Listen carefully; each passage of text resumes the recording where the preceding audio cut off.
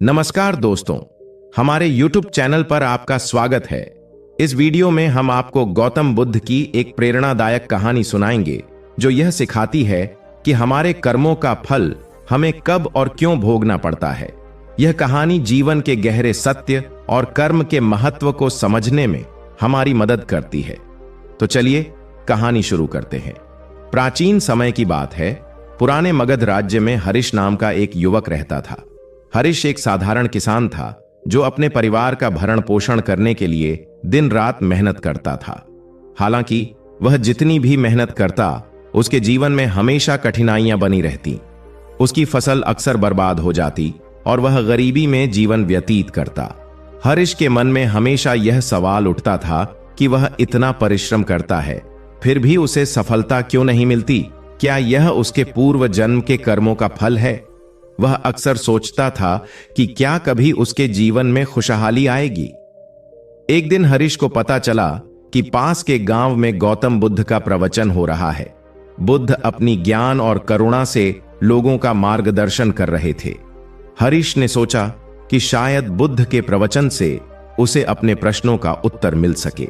वह अपनी समस्याओं के समाधान की आशा में वहां तक पहुंचा। हरीश ने गौतम बुद्ध को श्रद्धा से प्रणाम किया और उनके प्रवचन को सुनने लगा।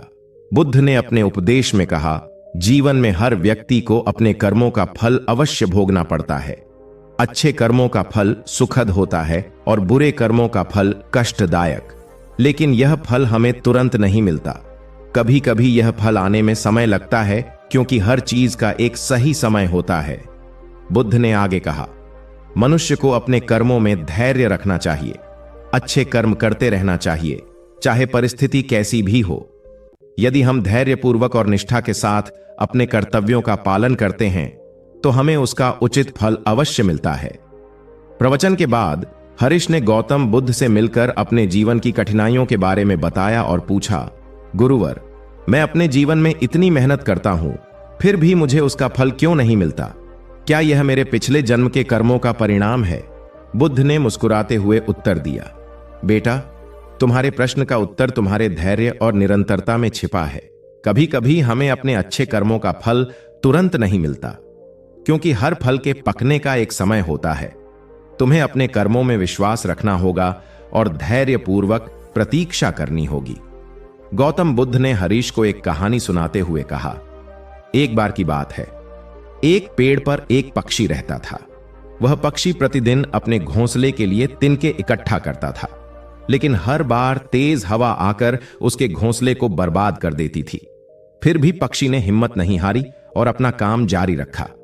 धीरे धीरे उसने एक मजबूत घोंसला बना लिया जो किसी भी तूफान में नहीं टूटता था। गौतम बुद्ध ने कहा, बेटा, उस पक्षी की तरह तुम्हें भी अपने कर्मों में निरंतरता और धैर्य रखना होगा। धीरे धीरे तुम्हारे अच्छे कर्म तुम्हारे जीवन में सुखद परिवर्तन लाएंगे। गौतम बुद्ध के उपदेशों से प्रेरित होकर हरीश ने अपने जीवन में धैर्य और सकारात्मकता को अपनाया। उसने अपने कर्मों में निष्ठा और समर्पण के साथ जुटना शुरू कर दिया। धीरे धीरे उसकी मेहनत का फल मिलने लगा। फसल अच्छी होने लगी और उसका जीवन सुखद और समृद्ध से भर गया। हरीश ने समझ लिया कि कर्मों का फल अवश्य मिलता है, लेकिन उसके लिए सही समय और धैर्य की आवश्यकता होती है। उसने यह भी सीखा कि कठिनाइयां और संघर्ष हमारे जीवन के महत्वपूर्ण पाठ होते हैं, जो हमें और अधिक मजबूत और धैर्यवान बनाते हैं। अपनी सफलता के बाद हरीश ने अपने गांव के लोगों को भी गौतम बुद्ध की शिक्षाओं से प्रेरित करना शुरू कर दिया।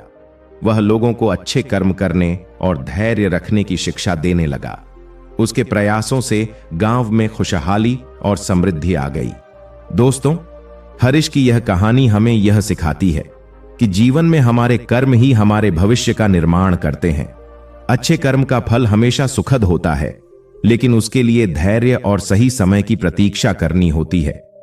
गौतम बुद्ध की शिक्षाएं हमें यह सिखाती हैं कि धैर्य, निष्ठा और निरंतरता से किसी भी लक्ष्य को प्राप्त किया जा सकता है।